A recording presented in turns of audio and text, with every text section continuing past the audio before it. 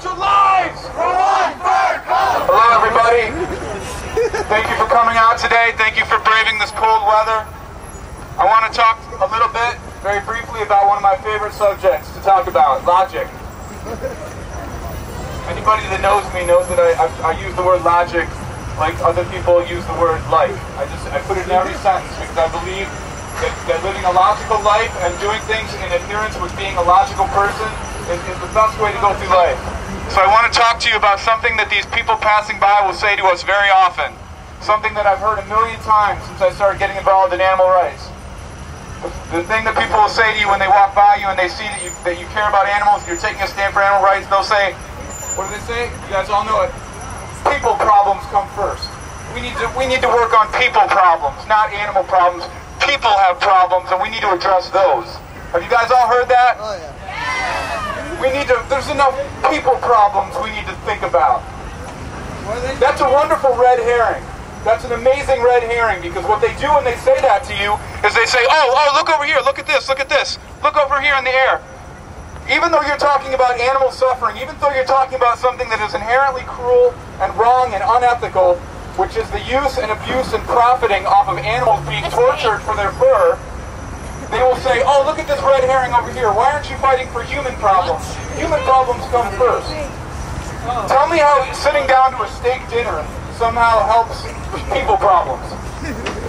Tell me how sitting down and eating bacon, sausage, and eggs for breakfast somehow helps people problems go away.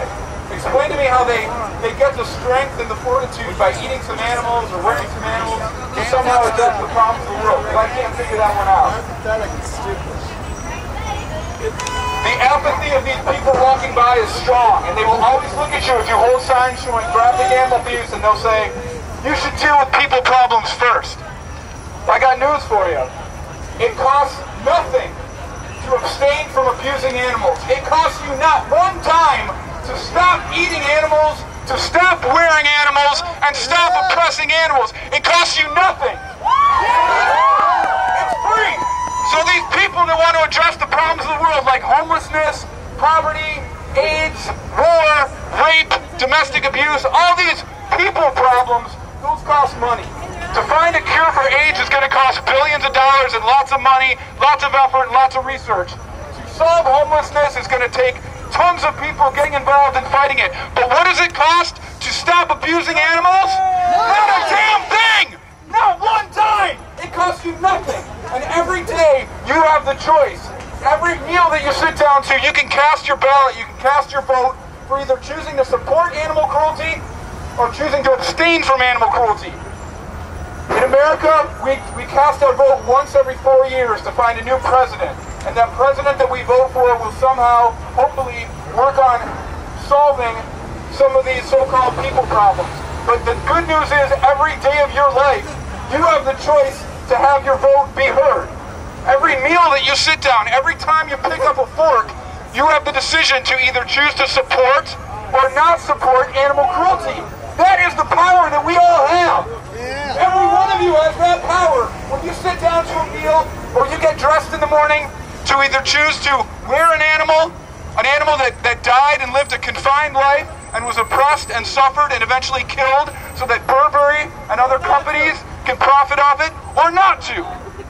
Every time that you put food on your plate, you can either choose to support the system, support animal agriculture, support factory farming, or not. So these people that walk by and say, oh, you know, you animal rights people, we have to work on people problems first. What are they doing for people problems? I got news for you. As long as we live in a world where people find no problem whatsoever with confining, torturing, abusing, using, and killing animals, I got news for you. There's not a goddamn way we're going to get rid of war. There's not a damn way we're going to get rid of people hurting other people, abusing other people, raping, beating, and killing other people, so long as we live in a world where we find it perfectly acceptable to oppress the most innocent creatures on this planet.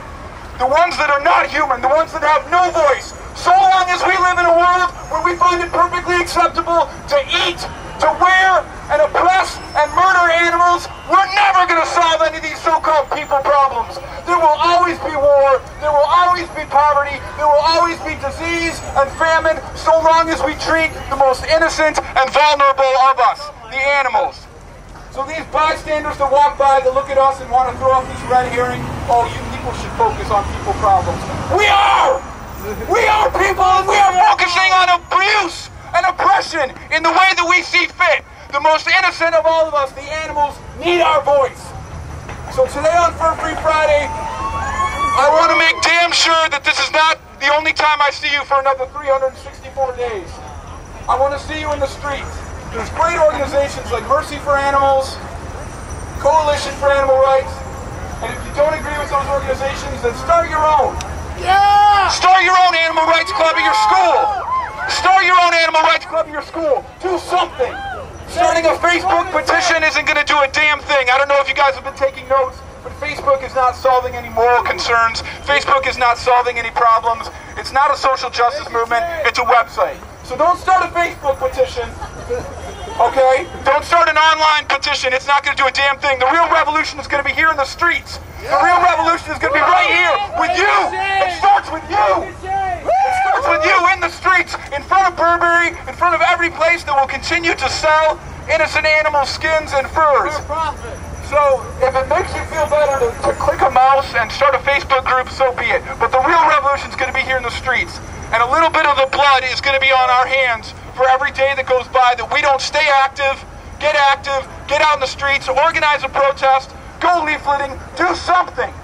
Do something. Because when we do nothing, they win. And the animals lose. 50 dead animals! 50 stolen lives!